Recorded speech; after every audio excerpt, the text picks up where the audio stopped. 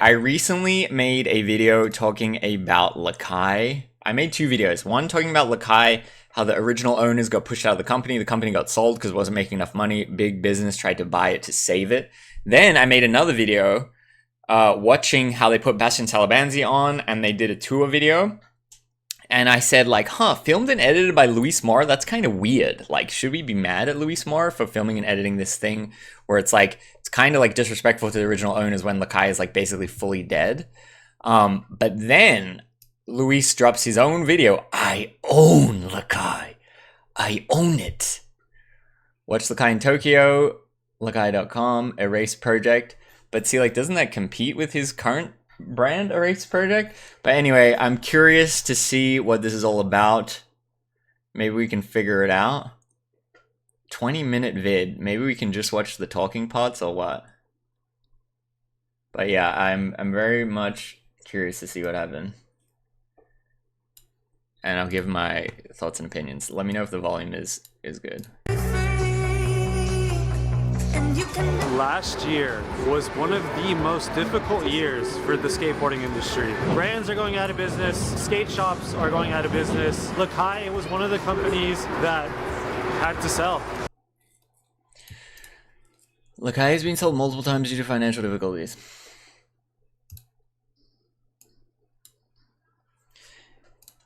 I was pressured by Mark Roca. Yeah, this was the most interesting one that everyone was kind of like hating on this guy for. But I'll say when these companies sell, usually what you do is there'll be like one company that another company actually wants to buy, but then you force them to buy like 4 or 5 companies together. So like that's usually how these companies get exchanged, is that it's always like a package deal. I'm not sure about this scenario, but typically that's how it works out. Uh-oh. As many of you know, I've done 2 collaborations with Lakai through Oh, what? I didn't know that. Okay, I guess this makes more sense then. We raced in the past few years, and recently I was contacted again, but this time it was by a new owner. It was really random. One of the higher ups at Lakai at the time, he hit me up. He's like, hey, I want to introduce you to the new CEO of Lakai. And I was like kind of shocked because I had no idea that Lakai was sold. So he hit me up and we got on the call, and he just wanted to discuss another collaboration, which at that point I wasn't really interested. Just like the timing wasn't right, and I had just done one, so I was like kind of off it. Shortly after that, it got really messy. The founders, Rick and Mike, were let go. Same thing with like a lot of the employees, the team. Isn't that sad? Any sentence where you say the founders will let go is like something's gone terribly, terribly, terribly wrong. I mean, I guess that's what he's saying. It's messy, but I would say terribly is also a good word for that. You never want to say the founders got let go. The founder doesn't own the company and the founder gets fired. No good. Team just left. It was a mess, and I didn't really know what to think about it. But shortly after, I was contacted by Mark, like for a job offer. He wanted me to be the TM and kind of help bring the brand back to like a better place, which I refused. But I was speaking to him, and I worked out a deal with him. I said, this needs to be a skater-owned thing. I want it to be like run by someone who loves this and like has passion for this and understands the vision. The deal was I would get ownership in the company to be able to help run the company and actually put my time and effort and even just my name into the brand to help just rebuild it and put it into a better place. Mark ended up agreeing, and yeah, I have ownership in Lakai now. I signed 4 skaters right away, gathered a budget, and got everyone out to Tokyo to produce a video. So, man, I think what originally happened is with the Mark Roca guy, he said to Rick and Mike, hey, we gotta redo the team. We can't pay them anymore, blah, blah, blah. And then they said, you fire the team, we walk. And I think that's what caused the whole, like, the founders got let go. So it's sort of interesting because now he kind of like pitched the same deal, but to Luis, who's not the founder, right? So he probably could make it more favorable for like Lakai overall because they don't have the like legacy of being the founder. It's just like a collaborator, I guess. But that is interesting. I mean, like, it's all very interesting. Like, from Luis's point of view, I guess, like, he has a lot of upside. He has potentially a lot of upside. Like, if he did get, you know, whatever, like 5 or 10% of the company or something, just for being a part of it and being involved and like trying to revamp it. Which, like, I don't know, he probably will be somewhat successful, you know, at revamping it, I would imagine, at least somewhat. So I don't know. It's all interesting. I mean, like, I don't know. Let me keep watching and think more. Video for Lakai as one of the owners. I just finished editing the video and that is up on Lakai's YouTube, but this version right here that you're about to see, that is the behind the scenes version, more of like my style video for my channel. To Aura skateboards?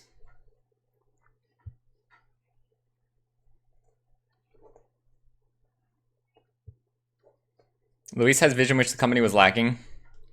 Yeah, I mean, I guess that's true. So now is it just skating? I feel like we don't really need to watch all the skating. I just want to hear the goss. We watched the other video. Go to Luis's channel if you want to watch the skating. But wait, is that it?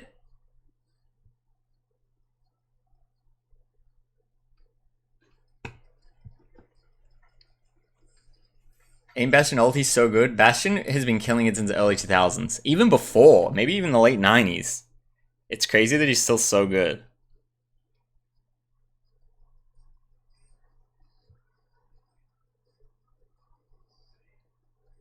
I wanted to see if there was more talking.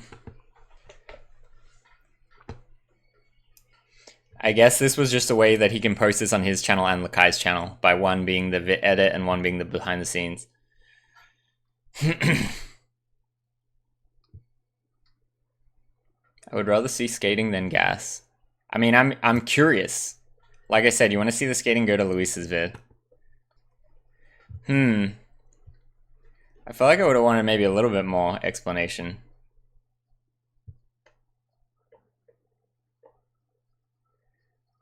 I wonder how Rick and Mike feel about this.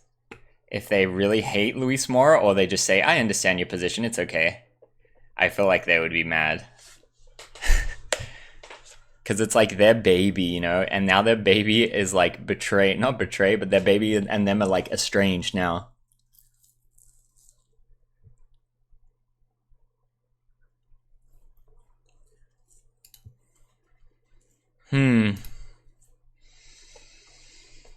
Interesting.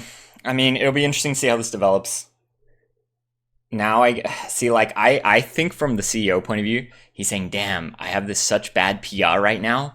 How can I salvage the PR and make it skater owned that skaters will be more likely to support? Because if I just run it myself, skaters won't want to support it. So like, maybe I can get someone we worked with in the past. So it seems like a good move from a business point of view from the CEO guy that bought the company that's trying to profit from it. But does it get me hyped on Lakai? I mean, I'm definitely hyped on Bastien, always, no matter what. And I guess if Lakai's paying Bastien to go skating, then I owe respect to Lakai. Yeah, I don't know. Very interesting situation. Let me know what you think in the comments. I had Bastien Salabanzi at Knees in 2005, I think. Yeah, my friend had Really Sorry on DVD, and we would watch Really Sorry, and then one of the skate spots was like a half a mile away from his house. Bastien does switch front 3 down this flat 4 double set, and it took us a little bit to realize. We're like, what? That's here. That's in Australia. That's down the road. Like, I can't believe it. Should I pull that up? Look at this. There was a lot of Melbourne spots. This is Melbourne too, this famous desert. Yeah, this is Melbourne too. Cab flip front board. Nollie heel back lip. Insane. He also did cab flip. Yeah, this. This was near my friend's house that we would watch the DVD. And it took us a minute and we're like, what? That actually is there. And all I did as a little kid, I was so hyped. We're like, no way. And like, this is in Melbourne too.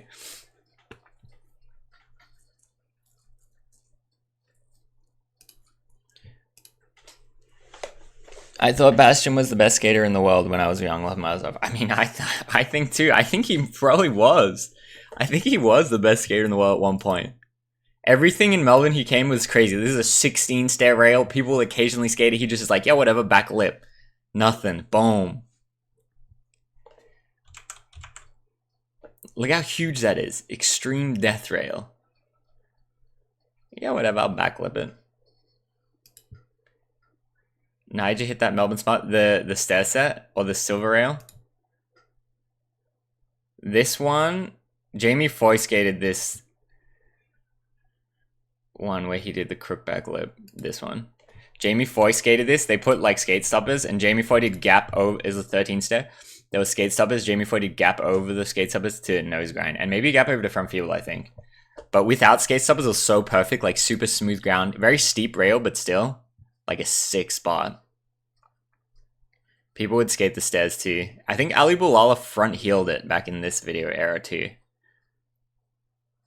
Yeah, this is also Melbourne. So many, that's kind of why I like this video so much. There's so much Melbourne. This is Melbourne too. Cab flip, boom! Anyway, love Bastien forever. Yeah, kickflip back 50 Dolan Baker 3. Yeah, that's probably the most iconic footage at that spot.